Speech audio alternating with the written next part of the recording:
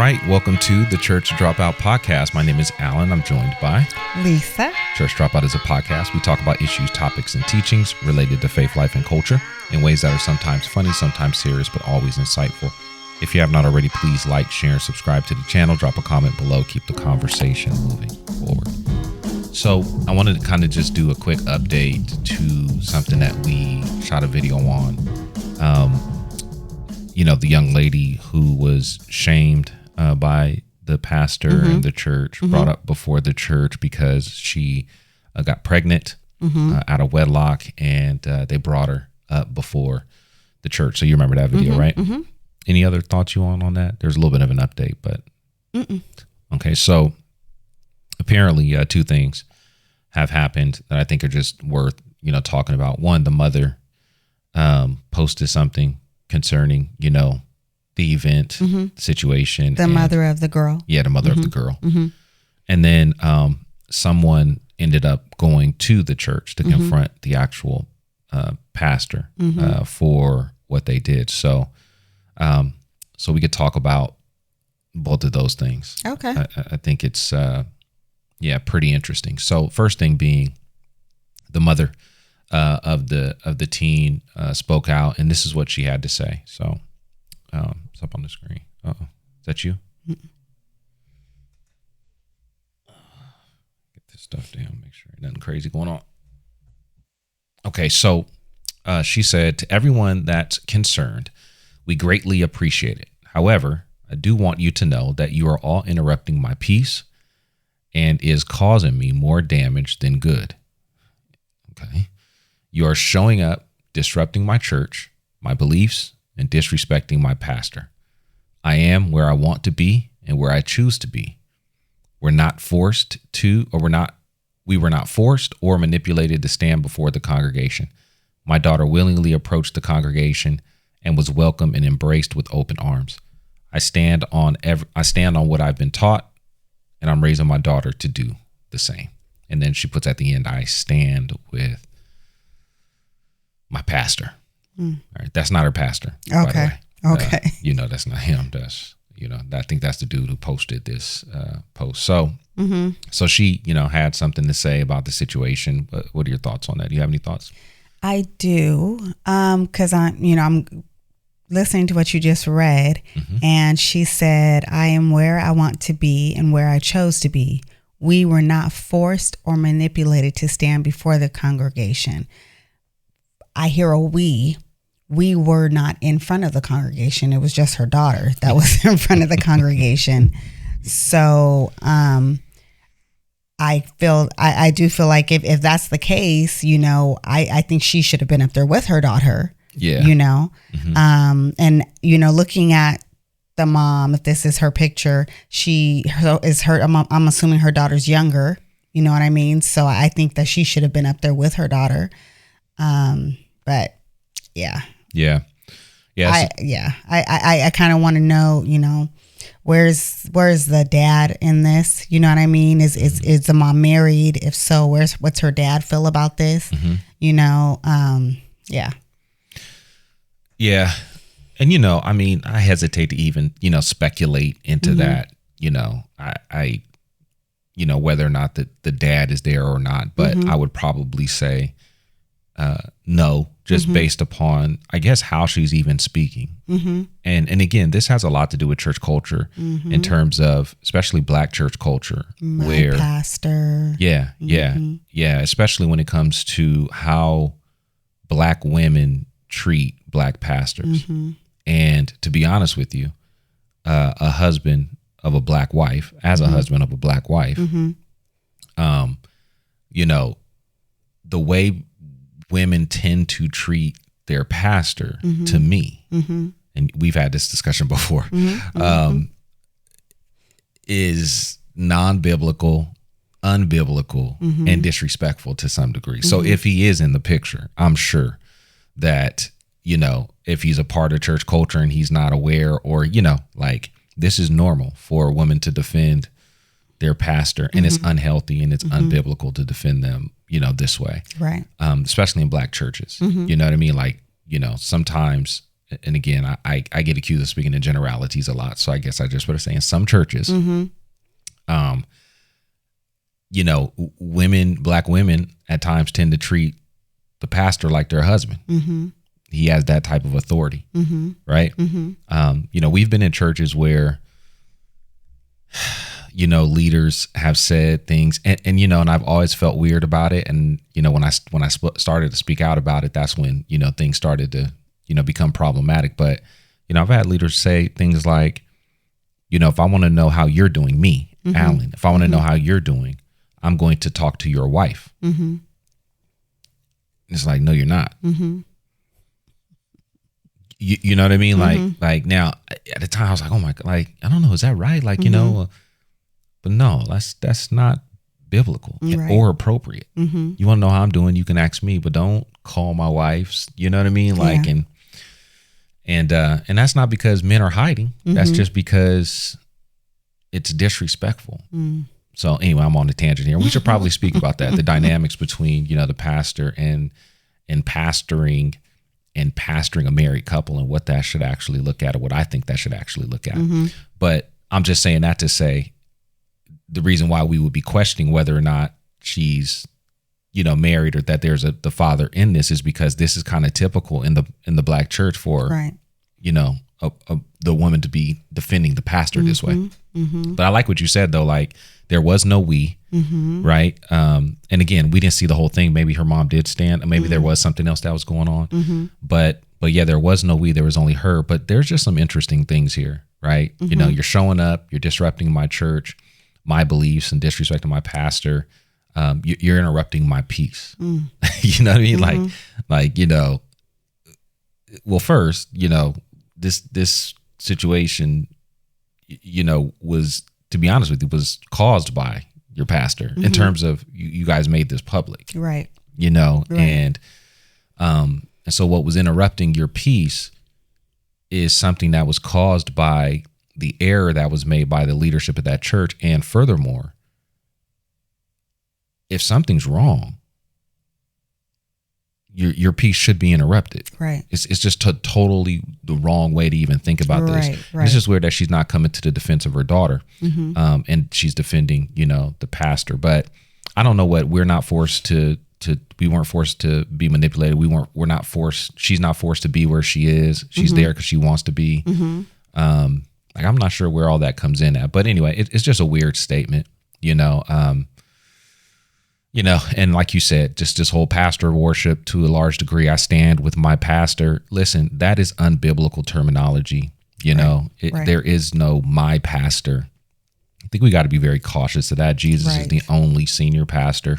He's the only pastor, shepherd of his church. Everybody else, again, if pastor is seen as a title, then that's why people call people pastor, but it's not a title. It's a function. Right. It's a duty. Right. I'm Alan and I'm pastoring. It's something that's being done. Right. But that whole I stand with my pastor, you know, it's interesting. So, but anyway, these were her words. I just wanted to, you know, at least give an update there.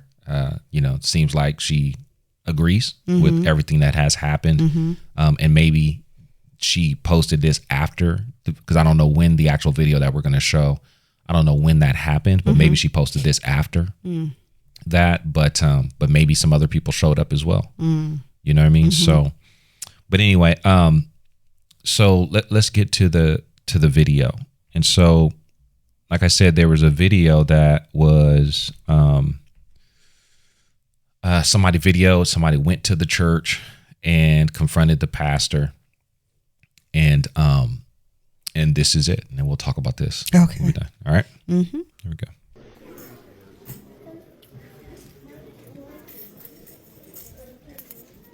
You the pastor that denied that lady her baby shower and embarrassed her up here?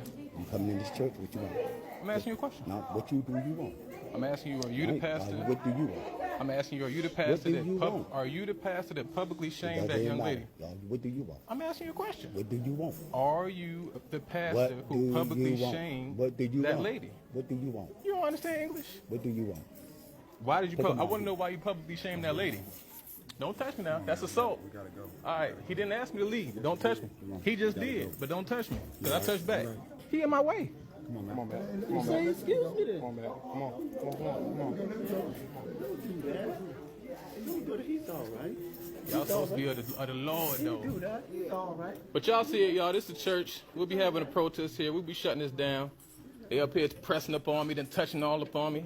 You touching on us? I ain't touch you yet. You ain't gonna touch us. And you ain't gonna touch me. I don't wanna touch you. Oh, I know. Keep it that way. Good night. Y'all being shamed across the whole country, and y'all church gonna be shut down soon. Just know that. We'll be protesting y'all, boycotting y'all, getting that girl the help that y'all won't get, publicly shaming people. Now it's time for y'all to be publicly shamed. I grew up all my life in the church. It's a shame. This church used to be Calvary Community Church where they welcome people and they didn't publicly shame people and chastise them for sin. All y'all sinless. None of y'all sin in this whole church. When y'all sinned, everybody had to go to the front like that. When you sinned, you had to go to the front of the church like that. Oh, y'all goons for the Lord now. Goons for the Lord, huh? Okay. Y'all worse than the police now. Y'all getting publicly shamed now. How I feel? Y'all protecting a corrupt pastor, preacher, whatever you call it, on this cult-like mentality. I'm guessing all of y'all is free without sin. Y'all get to cash your first song, huh?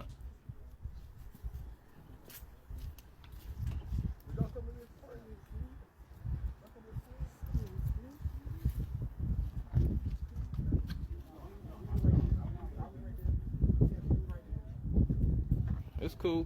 All right, y'all already know what time it is, y'all. We're going to run it up. Hit that Cash App bill up 757. We're going to make sure we help this lady. We're going to make sure we get this church shut down. We're going to make sure it's boycotted.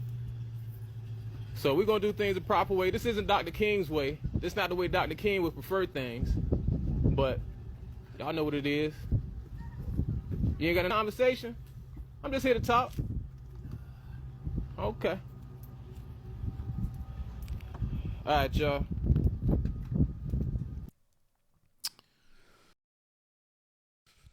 All right. So now y'all goons for the Lord now, right? Goons for the Lord. Them Baptists, them Pentecostal gangsters.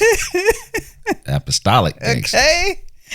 That was funny. Yeah. He brought up something that I had said in our previous video, for sure. where I was like, is everybody getting up in front of the church every time they sin? Mm-hmm. You know what I mean? Yeah. That's a good question. Yeah, you know, what made question. her sin any different than anyone else's in the church? Yeah. You know, and yeah. is this open sin night? Like, Yeah. you know what I mean? Where you just come Absolutely. up to the mic and, you know, confess your sin, Mm-hmm. you know? Mm-hmm. So. Yeah, for sure. Mm-hmm. Absolutely.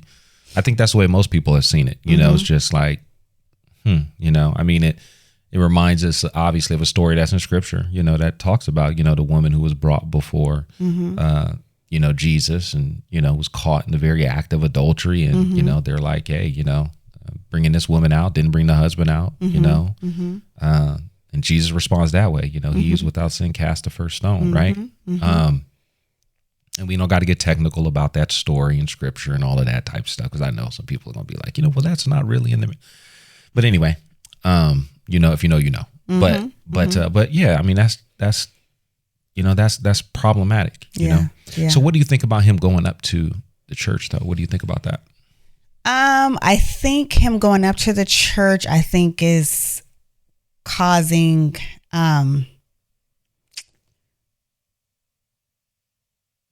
like, I don't know what his intention was. What did he actually think he was going to get from the pastor? Did he really think that he was going to get a sit down conversation and it'd be open dialogue? Right. You know what I mean? So the question is, what was his intention? What did he think he was going to get from going up there and doing this? Yeah. You know what I mean? Yeah. I think, unless it was you shamed her, I'm going to shame you.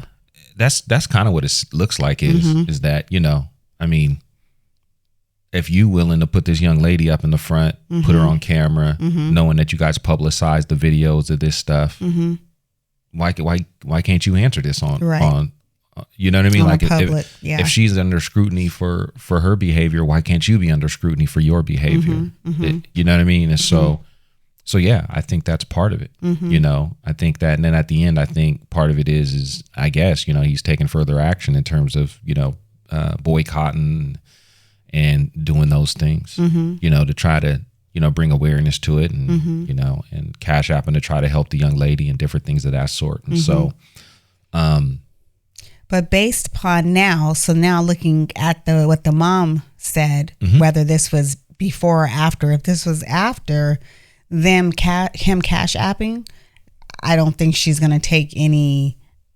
financial, you know what I mean? I don't think they're going to take anything. Yeah, I don't know if they really realize, again, I mean, obviously, if they're in this church and they've been brought up under this type of leadership, you got to understand that they've been groomed into this. So they're not seeing it with the same eyes that we're seeing it. Right. And this kind of goes back to what we were talking about when we were just talking about the nature of YouTube. Like when people are caught up in this stuff, they don't know they're caught up in something most of the time, right? And so how we address it is important, you know, because people don't know that they're blind. Right. You know what I mean? Like if you grew up never seeing the color red, you don't know you're missing the color red. Right. It just looks gray. Right. You understand what I'm saying? Like, you know, until you're like, oh, okay, well, man, I missed that. Like, right. So they don't know that they're kind of caught up in this and stuff like that. So it's interesting though, just to see, it will be interesting to see how this plays out, especially in the lives of the individuals. Obviously they didn't ask for help. They didn't ask for that. You know, yeah. So that'll be pretty interesting to see. Yeah. I mean, so what do you think about this though? I mean, this guy seemed to be pretty controlled. Obviously he has a camera. So, you know, I would assume nothing's going to jump off because nobody's going to want to do anything on camera. But this guy seems to be pretty calm and, you know, he seems to be in his right mind, you know? But what do you think about like people going to a church to, you know, confront, you know, a leader, you know, about stuff like this? Like, what do you think about that? Like the safety aspect of it, or is this right? You know, it's like, you know, are we good with someone, you know, just walking up into someone's church and just confronting that individual on camera? And, you know, I don't know, you know. Well, I'm about to eat the mic. Yeah, I don't know what you was doing. Looked like pink candy. That just made me think of somebody else. Okay, I won't even go there. But I actually should turn this back around to you, because you being a former pastor, you know what I mean? How would you feel, you know, if somebody came up to the church and, you know, didn't agree with something that you said or something that you did, and or other pastors, you know, that you didn't agree with something that they did? How would you feel about that? And they came and confronted you, you know? I mean, granted, I will say it was a good thing because it was after, it seemed like it was after church, like everybody was kind of getting their things. So it was like after service. I don't know. It seemed like some people was just coming in though. Yeah. So I don't know, but we're coming into that part. But I'm just saying, it looked like people were gathering their things in the congregation, and like were whatever leaving out. was happening was over. Yeah. Right. Yeah. Honestly, from a pastor's perspective, if I was like, you know, pastoring a Sunday gathering type church, and that's kind of a scary thing. It's just a scary thing, you know, that people who see you think they know you, or if they just disagree with you, they know they don't know you and they disagree. And that's why I said, you know, this guy, you know, seemed to be in his right mind. That could have easily been somebody who wasn't. That could have easily turned into an incident where multiple people were hurt by violence. And in this state, or maybe even the pastor not knowing he was in his right mind and was like, you stepping up to me? Like, you know what I mean? Well, that's what I'm saying. Like, you know, deacons and stuff are armed in some of these churches. This is not it's not the day and age, you know, where there's violence that's happening in the church. You know what I mean? Like, you know, I definitely understand, you know, confronting, you know, people, you know, especially publicly when these type of things happen. But I just think that obviously we got to be careful. I think it's a scary thing that people would go to that length, to expose something. Now, again, in this particular situation, I think it had everything to do with what we just got through talking about. I think he was trying to demonstrate what was demonstrated by them in their church. Like, listen, I'm gonna put the camera in your face, right? And you give, what I mean, an explanation as to what's going on. And you see, the pastor didn't. Stand on business then. If that's the case, if you feel that way, then, stand on business. Don't send your goons for the Lord outside to be trying to protect the front door. But what was funny is the pastor was like, what you want to do? Oh, yeah. What you want to do? The pastor was ready to get down. Because when you ask somebody what you want to do, that's asking them like, let's go. Like, you know what I mean? Come on, Cletus. So that was kind of interesting that he was saying, well, what you want to do? What you want to do? What you want to do? You know? Well, I can tell you, listen. The pastors that I know, oh yeah, in the words of Solo, who's passed away from the Gospel Gangster, Solo said, "I'm a Christian, but you can still get chin checked."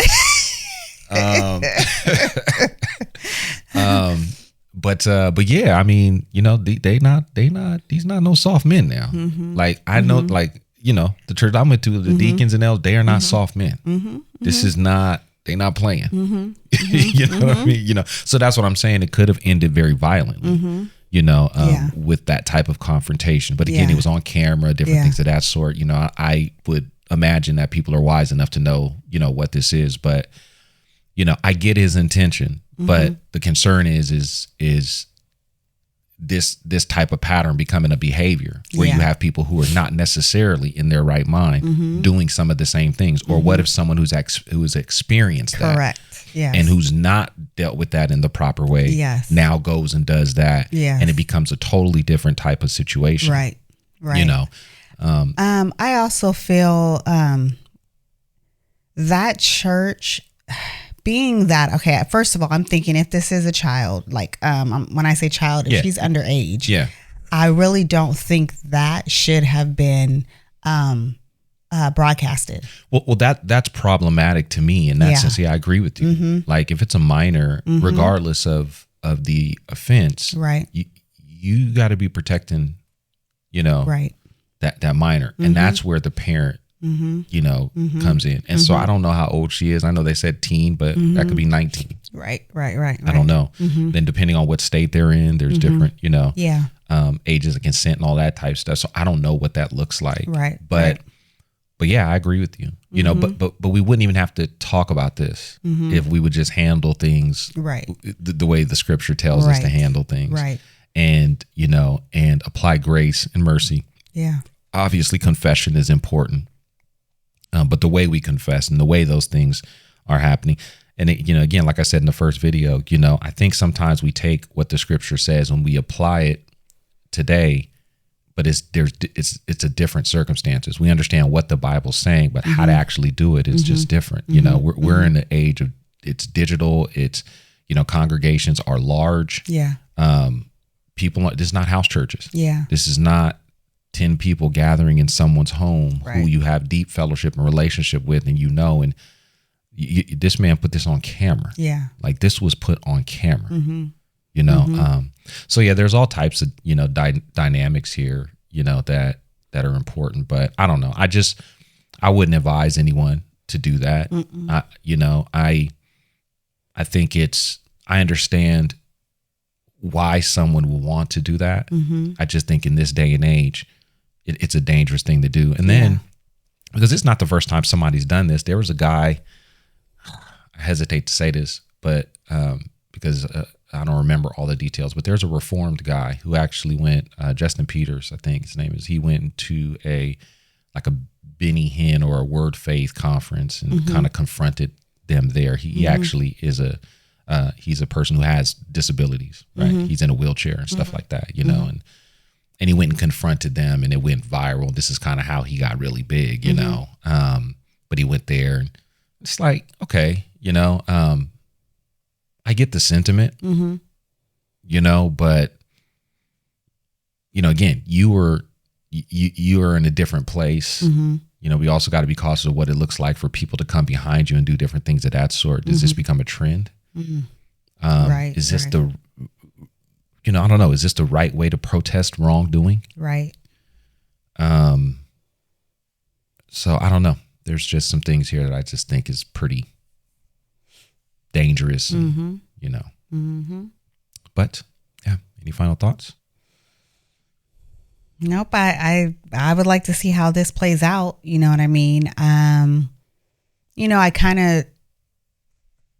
I hope there is an opportunity that if if people, cash app this guy and, they are able to help this girl out, maybe the mom will come around as well too. You know what I mean? And, see that this probably wasn't the right way to handle this. You know what I mean? I understand you wanting your daughter to, repent but there's a time and a place and a way that you do it. You know what I mean? And I just don't agree that, I would not have had it. I would not have allowed it that way.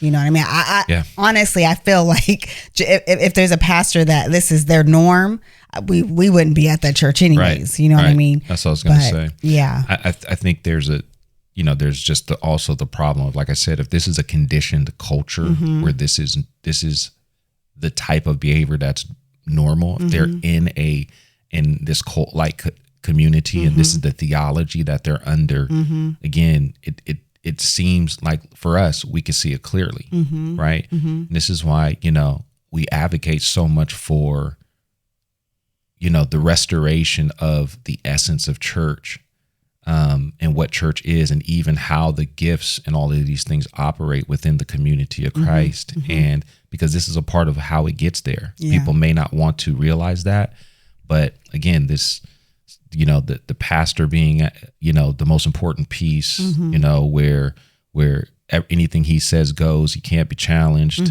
and then this false doctrine that spews from that to where, people believe that there is an absorbent amount of authority that comes with this particular leader, that he is an apostle, or, you know what I mean? Like this is part of the problem, right? Their ecclesiology is driving all of this. And the unfortunate part is that people are suffering behind it. People suffer behind this stuff. And so again, it will be interesting to see how this plays out.